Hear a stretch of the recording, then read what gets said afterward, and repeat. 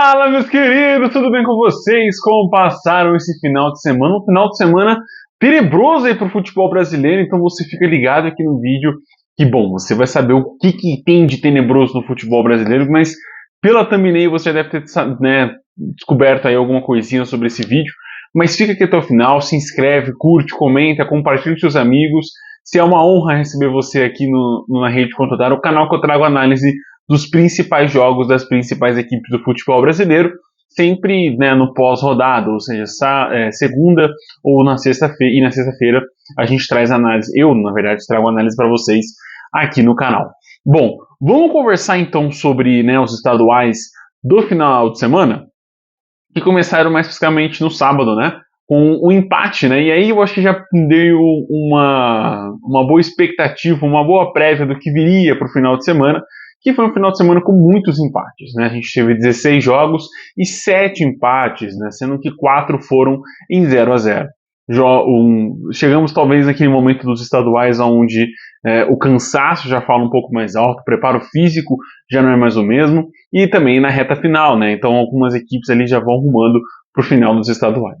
Bom, Mirassol e Noroeste estrearam essa rodada, né? O Mirassol dominou a partida, foi o dono da primeira etapa com grandes chances, desperdiçando a maioria delas, mas faltou, obviamente, como eu falei, qualidade para converter. Né? E um penal muito duvidoso, né? Eu não marcaria. O Mirassol conseguiu converter com o Léo Gamalho já quase no final do segundo tempo, mas na sequência acabou tomando o gol de empate do Noroeste com o Maicon. Né? Eu acho que o empate foi um pouco injusto pelo que o Mirassol propôs no jogo, pelo que ele criou no jogo, mas obviamente o empate persistiu com essa boa aproveitada do Noroeste ali bem no momento de comemoração da torcida do Mirassol, ele conseguindo fazer o gol de empate com o Maicon.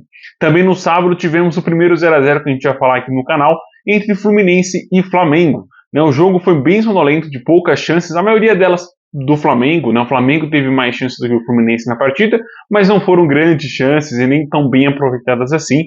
Né? O empate zerado justifica um clássico de muito pouca criatividade no Maracanã. Deu dó de ver realmente quem gastou ingresso para ver esse jogo, que foi bem abaixo do que a gente esperava do primeiro Fla-Flu do ano, né? De duas equipes, inclusive, que estão no Super Mundial de Clubes.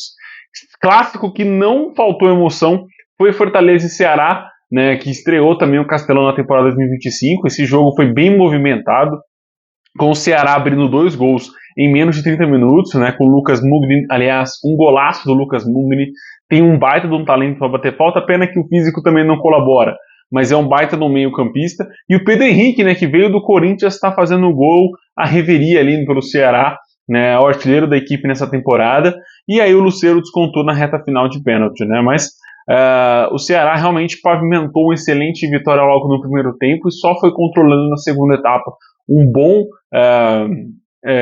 bom clássico, né, um clássico rei no Castelão, que rendeu, né, esse movimento no sábado, né, que estava faltando nos clássicos, mas quem rendeu bastante movimento mesmo foi o Sport, que venceu por 5-0 o Maguari. O Maguari estava ali na liderança, ali permeando a liderança do campeonato pernambucano. O Sport tratou de varrer o Maguari da liderança, aplicando um sonoro 5-0. Né? Lene Lobato 2 vezes, Carlos Alberto e o Pablo, sim, aquele que passou por São Paulo, por Atlético Paranaense, agora está vestindo as cores do Sport de Recife e conseguiu fazer dois golzinhos no seu jogo de estreia. Baita jogo do Sport, cara, dominou e comandado principalmente, cara, queria destacar esse jogo do Sport aqui, a partida do Lucas Lima, sim, aquele também do Santos, passou por Palmeiras, jogou muito bem e conseguiu conduzir, né, o Sport a essa boa vitória na Ilha do Retiro. Vamos falar do primeiro jogo do São Paulo aqui no canal, né, no vídeo. Eu vou falar do segundo um pouquinho mais para frente, acabou hoje, inclusive. Mas o São Paulo vem de 2 derrotas e 2 jogos que não consegue marcar. Tudo bem que contra o Bragantino, cara, era um time misto, um time reserva, um time B praticamente, mas o time não conseguiu criar e envolver o suficiente para conseguir furar a frágil defesa que é a do Bragantino. O Matheus Fernandes chegou a fazer o gol do primeiro tempo, mas logo na sequência, né, o Juninho Capixaba acabou sendo expulso. Então o São Paulo jogou boa parte do seu jogo, boa parte do segundo tempo, com um jogador a mais, né, e não aproveitou essa numeração a mais, né, em campo, e acabou sendo derrotado em Bragança Paulista. Né. Mas enfim, eram os reservas, então era meio que justificável essa derrota em Bragança Paulista. Também no Campeonato Baiano, o Vitória venceu por 2-1 a equipe do Porto, né, de Porto Seguro, 2 gols. E, cara, eu tô falando aqui com vocês. Quem me acompanha já há um tempinho sabe que eu tô falando já há um tempo do Fabrício, volante que estava na Europa, chegou ao Vitória nessa temporada, né? É o novo centroavante do Vitória para essa temporada. Ele mais um jogo, faz um gol, e um belo gol digno de centroavante mesmo. Então muitos times aí que estão em busca de um camisa 9 não olharam com carinho para o Fabrício, e agora ele está fazendo gols à riveria com a camisa do Leão da Barra, né? Fez o primeiro gol do jogo. O Adriano Napão, que também está fazendo muitos gols, mas não é um nível Série A, né? Acho que algum time de Série B ou Série C pode ficar olhando, ter olhos para o Adriano Napão, que está realmente fazendo bastante gols num frágil time que é o do Porto. E o Carlinhos fechou a conta, colocou o Vitória de novo na vantagem por 2-1. Essa vitória era justa, né? Era aceitável, porque o Leão da Barra realmente estava dominando muito o Porto, só que estava faltando capricho nas finalizações, né? Então, no começo do primeiro tempo aproveitou com o Fabrício, e no final do jogo aproveitou com o Carlinhos, mas foi só. O time realmente faltou calibre hoje, no final de semana com o Porto, mas é uma equipe que está jogando bem, é uma equipe que está evoluindo bastante nesse começo de temporada. Vamos falar de clássico também que ficou no empate, mas um clássico um pouco mais movimentado, né? Foi um jogo muito bom, e eu acho que resume muito bem como está sendo esse início de temporada das duas equipes, né? Tanto o Grêmio quanto o Inter, que você já acompanha aqui no canal, sabe que eu estou gostando muito desse início de temporada. As duas equipes estão jogando bem, estão conseguindo envolver seus adversários, e estão conseguindo ver evolução, né? O Inter consegue evoluir, o Inter consegue criar, consegue envolver seus adversários, e o Grêmio também, né, com o Quinteiros, consegue ter essa triangulação, essa movimentação dos atacantes que eu particularmente gosto muito. O Grêmio sai na frente com o Bright White de pênalti, e na sequência, 2 minutos depois, o Fernando empata para o Internacional de cabeça. Eu acho que o empate era sim justo, porque as duas equipes, como eu falei, criaram justamente para isso, criaram para fazerem seus gols. Eu acho que o empate, enfim, colabora muito para isso. Mas, cara, não apaga a boa temporada que o Grêmio está fazendo, não apaga a boa temporada que o Inter está fazendo, e eu acho que, consequentemente, esses dois times vão estar na final do Campeonato Gaúcho. No domingo a gente teve 7 jogos também, 7 jogos no sábado, 7 jogos no domingo, com um empate em 0-0 entre Grêmio e Santos. E aqui eu vou me alongar um pouco mais. A gente sabe que o Neymar voltou ao Santos, e eu acho que ele é um excelente craque, é um excelente jogador, e vai agregar muito ao Santos nesse período que ele tá, né, que ele vai ficar no Santos. Não sei se é 5 meses ou se ele vai estender para mais. A priori são 5 meses, vamos trabalhar com esse tempo, né? 5 meses de contrato com o Neymar no Santos. Acho pouco, acho que não é o suficiente para a gente pensar ele desenvolvendo, o Santos classificando em fase de mata-mata de Campeonato Paulista, fases também de Copa do Brasil, Campeonato Brasileiro, se ele lesionar ou não, se ele for suspenso ou não. Então ele pode perder algumas partidas, deve perder algumas partidas até o final do seu contrato, seu pré-contrato com o Santos. Mas nesse jogo em específico contra o Novo Horizontino, onde o Novo montou praticamente uma trincheira na frente do gol e não deixou o Santos converter as finalizações, deixou claro que o Santos tem muita fragilidade de criação de jogadas, muita fragilidade de conversão de jogadas, e obviamente é um temor à zaga santista, né? A gente não sabe como o Santos age defensivamente, como ele pode evoluir defensivamente, porque o time não confia nos seus próprios zagueiros. E nesse jogo, o Santos, ao mesmo tempo, ficava preocupado em atacar e fazer seus gols, e ao mesmo tempo ficava preocupado em defender. Então o time não conseguia ter esse equilíbrio, essa segurança do time avançar, conseguir impor numeração, a imposição numérica na frente, porque tinha a sua fragilidade escancarada defensivamente, que a gente já cansou de falar aqui no canal. Ou seja, o Neymar sozinho não vai resolver o problema do Santos. O problema do Santos são várias posições, vários setores do clube, né, e eu acho que o Santos deveria olhar com mais carinho.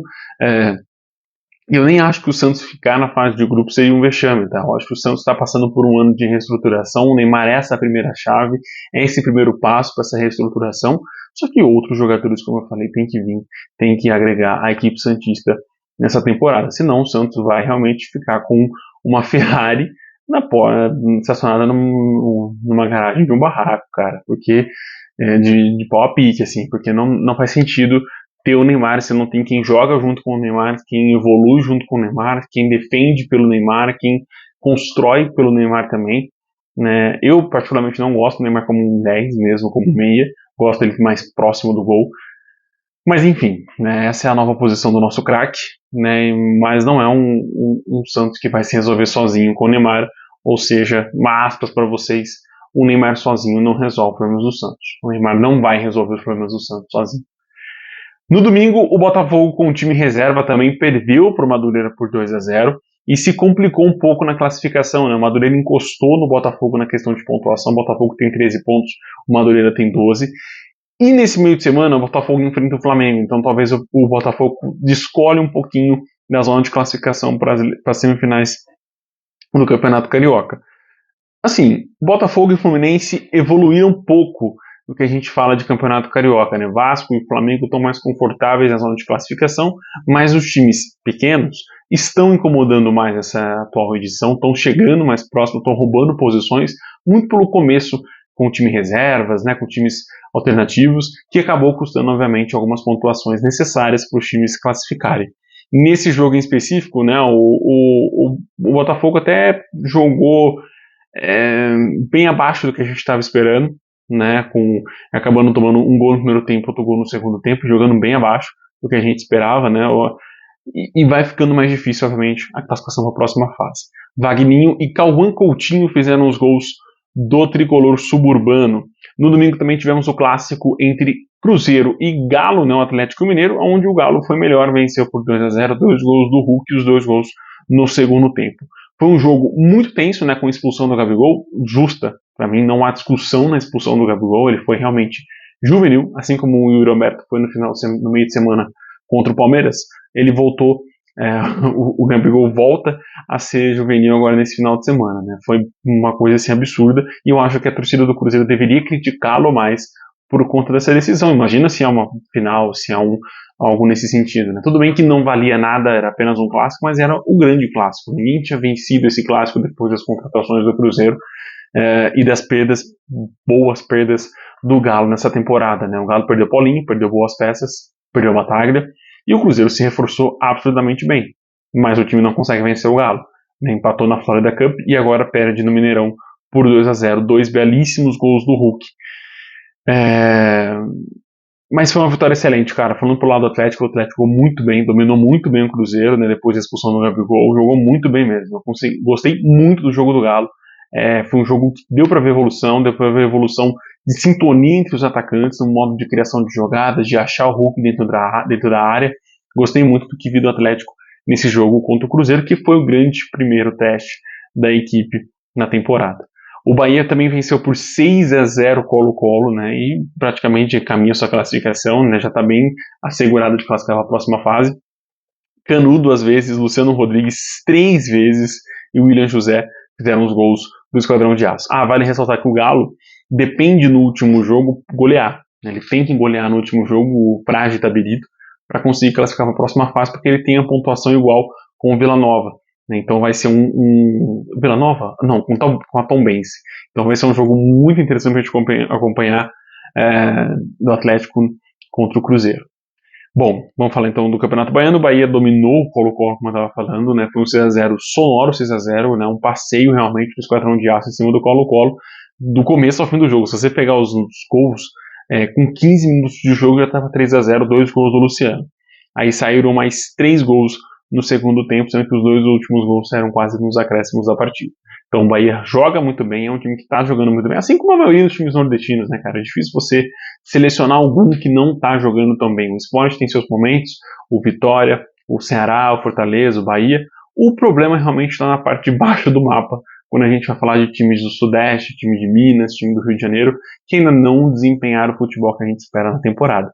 Um dos desses aí que a gente vai falar é o Palmeiras. O Palmeiras ainda não destoou na temporada e eu acho que está bem difícil disso acontecer. Um é pelas contratações. O Palmeiras não contrata bem no mercado, não consegue avançar com as contratações no mercado. E o outro é pelo simples fato do time titular não conseguir jogar junto. Por escolha dos técnicos, eu acho, e também por conta de questão física. E aí a gente pode voltar a falar, mas é um problema crônico. Eu acho que por todos os times do Sudeste estarem passando por esse mesmo problema, e os times do Nordeste também, de físico, né? Eu acho que a CBF e a Conmebol apertaram demais esse calendário. Eu acho que a gente vai acabar vendo uma das piores temporadas do futebol brasileiro nos últimos anos. Acho que ainda chega na final da Libertadores, acho que ainda pode chegar na final sul-americana, mas questão de Mundial, Brasileirão, vai ser uma das piores, sem sombra de dúvida.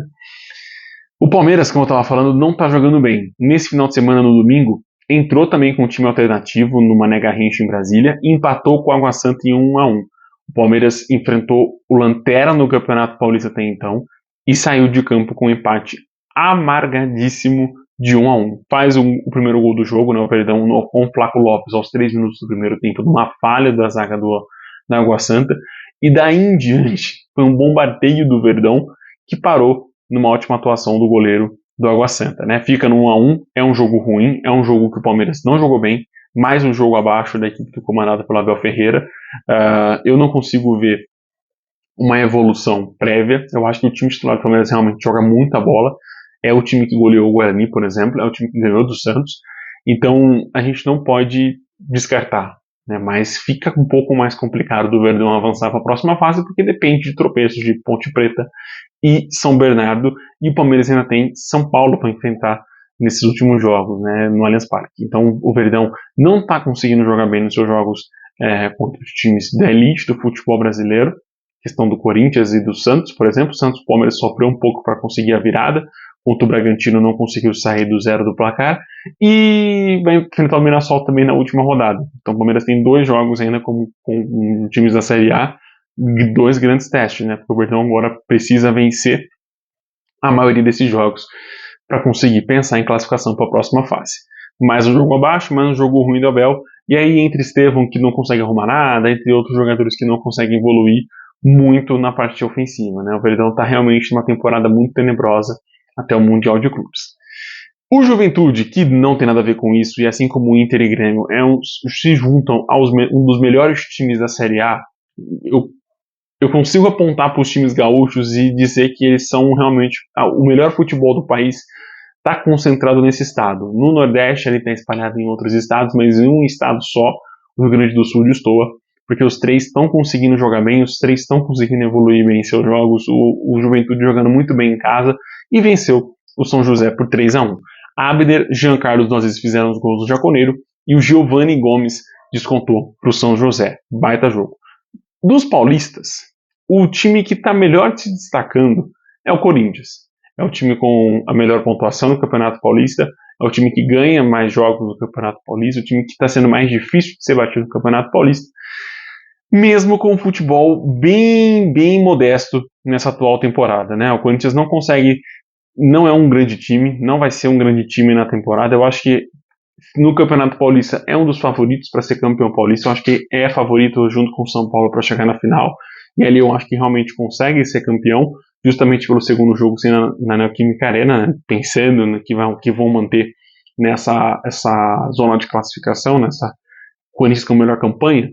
Mas, cara, sendo bem sincero, é difícil a gente ver um jogo bom do Corinthians, onde o time domina, onde o time consegue converter, consegue aproveitar as chances que tem.